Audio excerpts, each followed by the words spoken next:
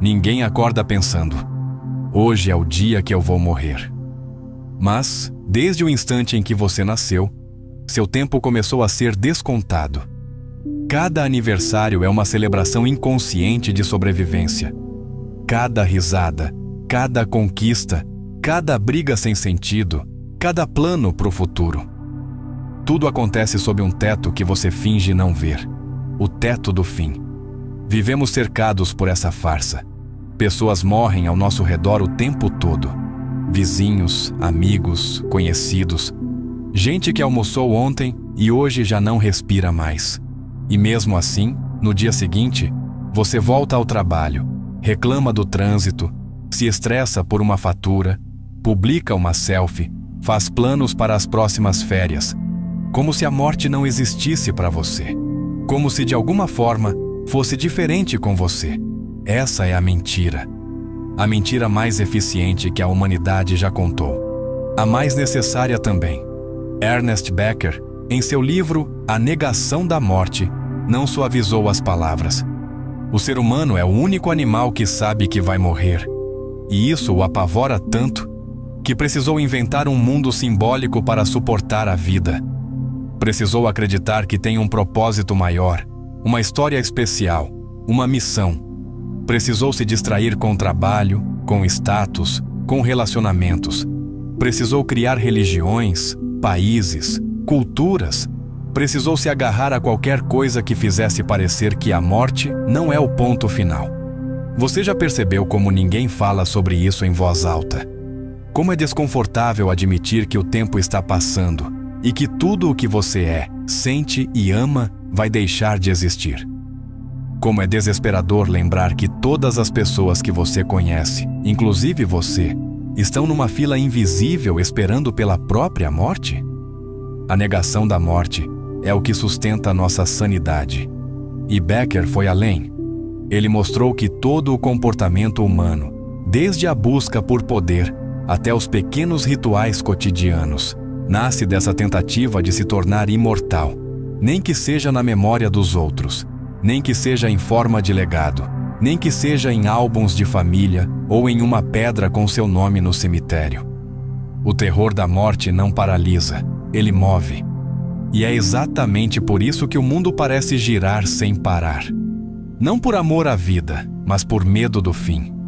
Hoje, a gente vai rasgar esse véu e olhar com a brutalidade que merece para a mentira que inventamos para suportar a vida. A vida comum é um espetáculo de distração. Todos os dias, bilhões de pessoas acordam, vestem roupas, comem, saem de casa, trabalham, fazem planos, acumulam objetos, sentem orgulho, vergonha, inveja e amor. E fazem tudo isso como se a morte fosse apenas um detalhe estatístico, uma exceção, um evento que sempre acontece com o outro. Essa é a primeira grande ironia da existência. Saber que o fim é certo e, mesmo assim, agir como se fosse impossível. Não é só otimismo ou ingenuidade.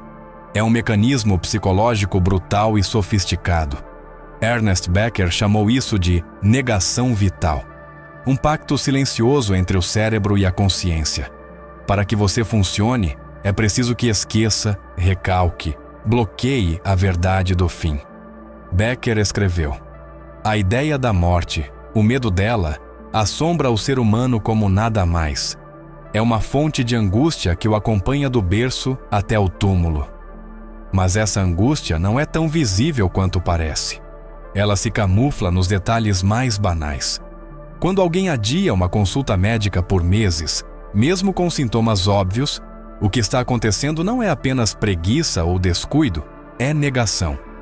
Quando uma pessoa adquire uma dívida absurda para comprar um carro que diz muito sobre ela, isso não é só vaidade. É uma forma disfarçada de buscar significância, de construir uma identidade forte o bastante para enganar o medo da insignificância e da morte. A cada objeto que acumulamos, a cada meta que estipulamos, a cada estilo de vida que tentamos encenar, o que estamos fazendo, na essência, é afastar o pensamento sobre a nossa finitude. Não se trata de luxo, gosto ou status. Trata-se de um antídoto simbólico contra a noção de que somos apenas carne e tempo. Becker foi claro. O homem não pode se livrar do terror da morte, apenas pode reprimi-lo, e essa repressão é o preço que paga pela sanidade.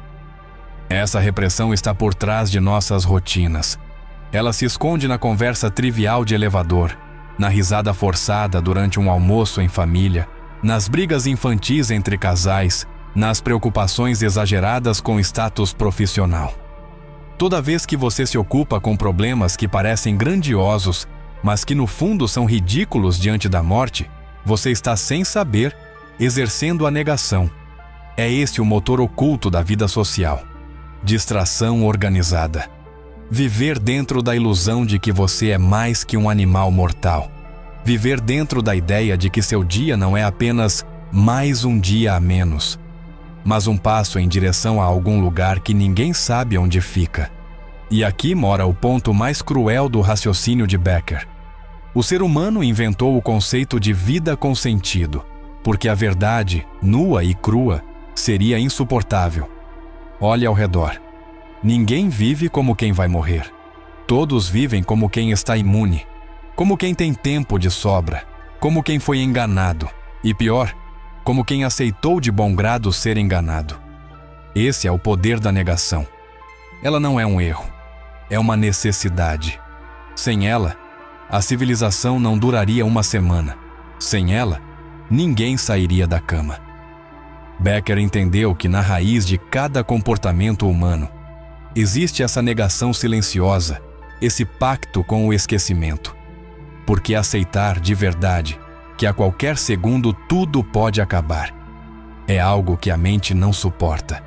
E é por isso que seguimos, comprando, brigando, sonhando, sofrendo, como se o tempo não estivesse, impiedosamente, nos engolindo. Há algo estranho no comportamento humano, algo que não se encaixa na lógica da nossa finitude.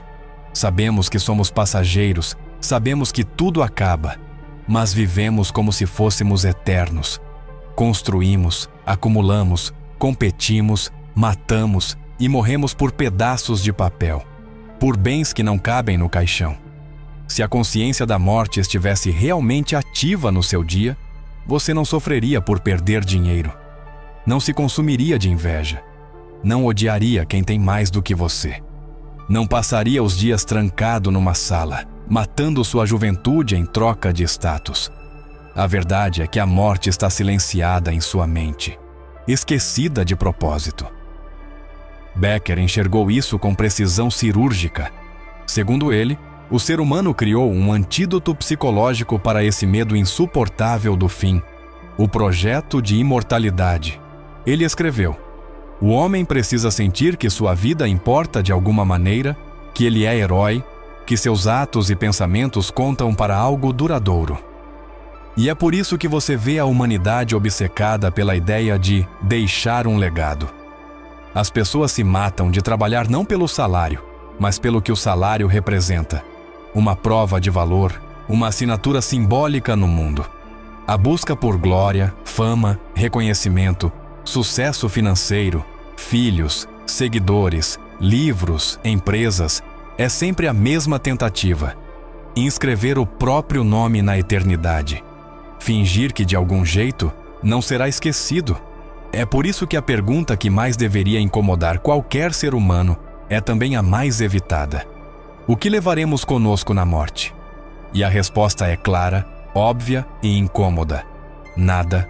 Nem a casa, nem o carro, nem as roupas, nem mesmo as suas lembranças. Você não leva sequer o próprio nome. Tudo desaparece, tudo volta ao nada.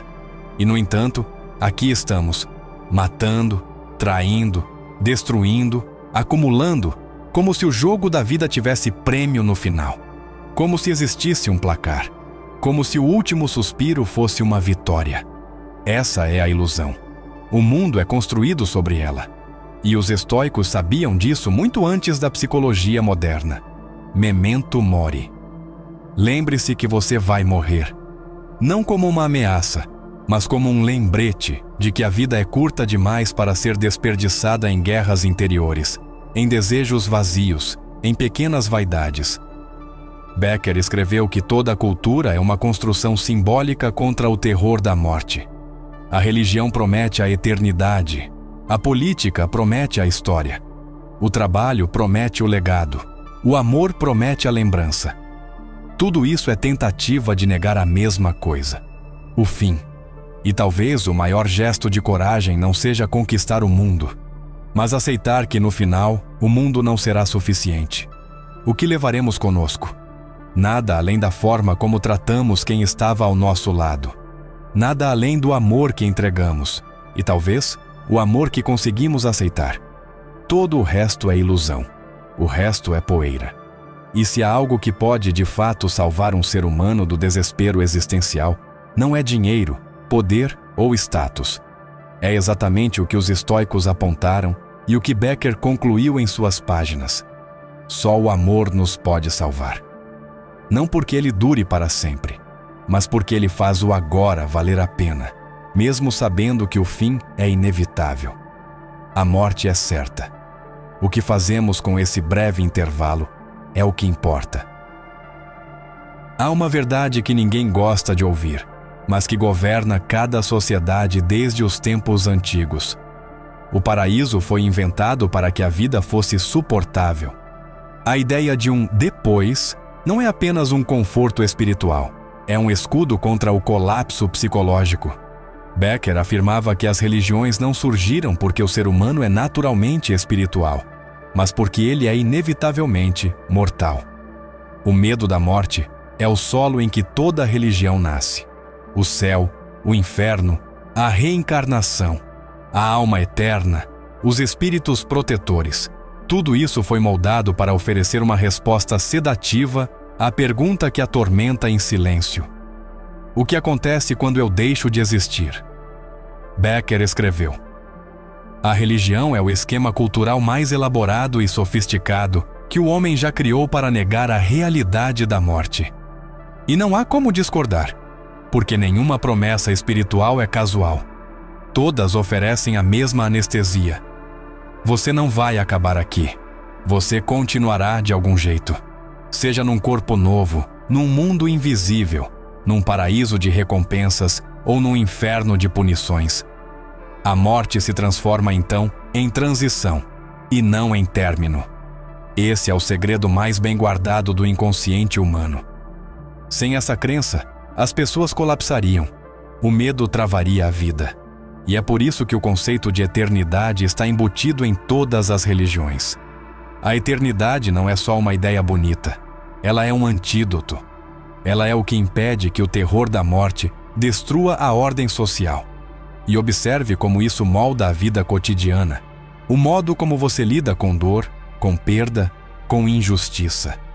Quando alguém morre jovem, o raciocínio é sempre o mesmo. Deus sabe o que faz. Quando um acidente rouba uma vida, a resposta é: foi a vontade divina.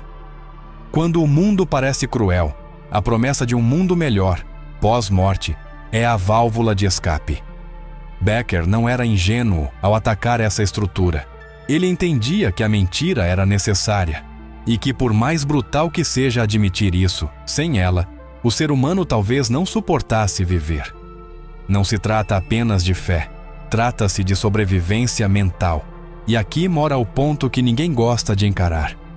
A maioria das pessoas não acredita em Deus porque o compreende.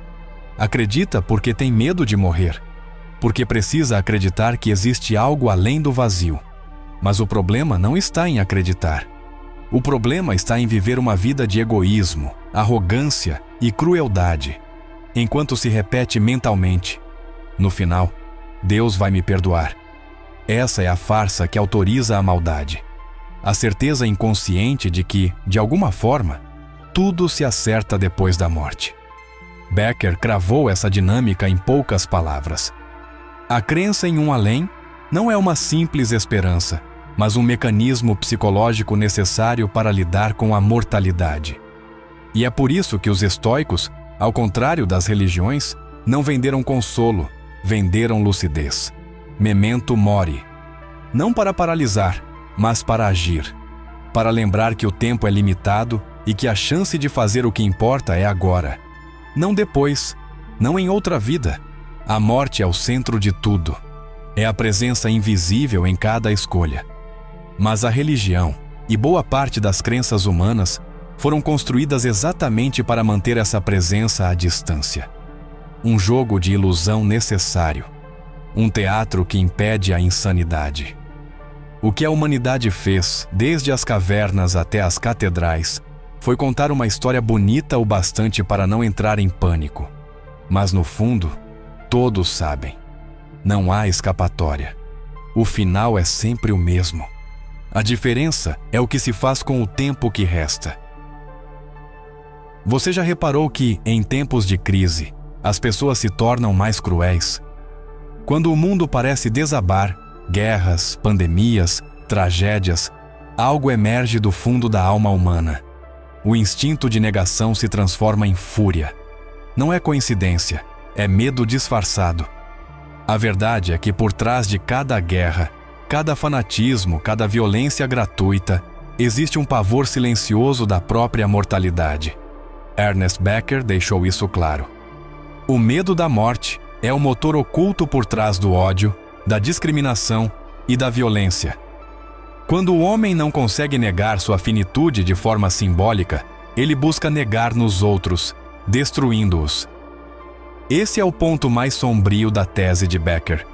A morte não apenas nos assombra, ela nos torna perigosos, porque a sensação de vulnerabilidade é insuportável. Quando a mente é forçada a encarar a sua fragilidade, ela busca compensação. E a forma mais primitiva de compensar é reduzir o outro à condição de descartável. É por isso que sociedades em colapso econômico ou social sempre escorregam para o tribalismo. Estrangeiros viram inimigos, minorias viram ameaça. Quem pensa diferente vira inimigo mortal. Não é só sobre ideologia, é sobre identidade, sobre medo. Quando o ser humano sente que a vida é frágil demais, busca refúgio em grupos, bandeiras, muros e armas. Precisa se sentir parte de algo maior. Precisa acreditar que sua cultura, sua religião, sua nação ou sua ideia é superior, imortal. Becker escreveu: o ser humano constrói sua identidade como uma armadura contra a morte, e todo ataque ao seu sistema de crença é sentido como um ataque à sua sobrevivência. Esse é o segredo de tantas tragédias históricas. Genocídios, cruzadas, perseguições políticas. Não são apenas sobre poder, são sobre negação. O outro representa tudo aquilo que ameaça o nosso delírio de imortalidade. Por isso, eliminá-lo parece, inconscientemente, um ato de defesa existencial. A mente humana não suporta a ideia de sua própria extinção. Por isso se apega a símbolos, a bandeira, o Deus, o partido, a raça, o time, o nome de família, o país. Porque esses símbolos são, no fundo, fantasias de eternidade. Quando alguém destrói o seu símbolo, não é só uma ofensa. É como se destruísse sua única defesa contra a morte. A história da humanidade não é uma sequência de lutas pelo bem. É uma sequência de tentativas de fingir que o fim não existe. E quando isso falha, a violência toma o lugar da negação. Talvez seja esse o lado mais perverso da nossa relação com a morte. Ela não nos transforma apenas em seres sensíveis e filosóficos. Ela nos transforma muitas vezes em monstros. E quanto mais forte o medo, mais brutal é a reação. A morte é o grande fantasma que governa tudo, de forma invisível. E quanto mais longe tentamos empurrá-la, mais cegos nos tornamos diante das nossas próprias atrocidades. Becker não escreveu um manual de conforto. Escreveu um espelho. Um espelho que mostra que os piores comportamentos humanos não nascem da maldade pura, nascem do pavor de sermos nada. No fundo, matamos para esquecer que vamos morrer. E odiamos para manter viva a ilusão de que somos especiais. Nenhuma teoria sobrevive por tanto tempo se não toca em algo profundamente real. E o que Becker revelou ao mundo em A Negação da Morte era mais do que filosofia. Era uma autópsia da psique humana. Décadas depois da sua morte, cientistas começaram a testar, com experimentos frios, metódicos e inegáveis, o que antes parecia apenas reflexão existencial. O nome disso, hoje, é Terror Management Theory, ou, em tradução direta, a teoria do gerenciamento do terror. A essência é brutal e simples. Quanto mais consciente do seu fim você se torna, mais radicalmente seu comportamento muda. Experimentos mostraram que, quando uma pessoa é lembrada, mesmo que de forma sutil, da própria morte, ela imediatamente se torna mais defensiva, mais agressiva na proteção de suas crenças, mais intolerante com o diferente, mais propensa ao consumismo e mais suscetível a buscar status. Becker já havia cravado isso no papel. O homem busca transcendência em cada escolha. O terror da morte é o pano de fundo de sua personalidade. A ciência confirmou. Basta colocar alguém para responder a perguntas sobre o que sente em relação à própria morte antes de um teste social, e o resultado é previsível. A pessoa age de maneira mais rígida, mais tribal, mais polarizada. Você vê isso todos os dias, mesmo sem notar. Noticiários sobre tragédias aumentam o medo da morte, e o medo da morte aumenta o desejo por líderes autoritários, crenças dogmáticas, consumo impulsivo, fuga para ideologias radicais e até comportamentos religiosos reativos. Em resumo, quando o cérebro sente o cheiro da finitude, ele procura freneticamente por algo que o faça parecer eterno. Seja poder, fé, dinheiro, fama ou pertencimento a um grupo. A ciência não só entendeu isso, como mediu. E aqui o círculo se fecha. Becker escreveu sobre um drama humano que a modernidade transformou em número, gráfico, estatística. Mas no fundo, o que ele mostrou sempre foi óbvio, apenas difícil de aceitar. Todo o comportamento humano é uma tentativa de negar o fato de que vamos desaparecer. E talvez seja por isso que a filosofia estoica, depois de séculos, continua sendo uma resposta mais lúcida do que qualquer sedativo moderno. Não se trata de eliminar o medo da morte. Se trata de lembrar dele, de usá-lo como guia, não como inimigo. Memento mori. O lembrete mais honesto que você pode carregar. Porque é só quando se aceita a morte que se começa, de fato, a viver. O resto é só adiar o pânico, vestir a fantasia, seguir o script que todos repetem. A ciência provou. Becker explicou.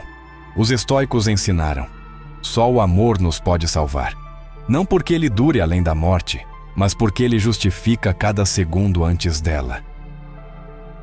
Se você chegou até aqui, é porque algo dentro de você se recusa a viver no piloto automático. Porque enquanto o mundo gira em torno de distrações, você escolheu encarar a verdade de frente. E isso por si só já me diz muito sobre você. Assistir aos vídeos desse canal já é um ato de resistência. É o que mantém esse espaço vivo, pulsando, abrindo conversas que a maioria das pessoas prefere evitar. E por isso, obrigado. Sério. Mas se esse conteúdo te provoca, se te fez pensar de um jeito que outros vídeos não fizeram, se te ajudou a enxergar o mundo com menos ilusão e mais clareza, saiba que você pode ir além. Ser membro do canal não é só um botão. É uma escolha. A de manter esse tipo de conteúdo existindo. A de fortalecer essa comunidade de pessoas que cansaram de conversas rasas, que buscam algo que toque de verdade. E mais, usando o Super Thanks, você não só apoia, como também deixa sua marca registrada nos comentários, mostrando que você faz parte dessa construção. Porque no final das contas, o que a gente leva dessa vida não são as coisas, são as conexões. E apoiar esse trabalho é uma forma real de construir uma. Aqui, todo apoio conta, seja assistindo, compartilhando, se tornando membro ou usando o Super Thanks. Cada escolha sua escreve um pouco dessa história. Então, que tal fazer parte disso de forma ainda mais consciente?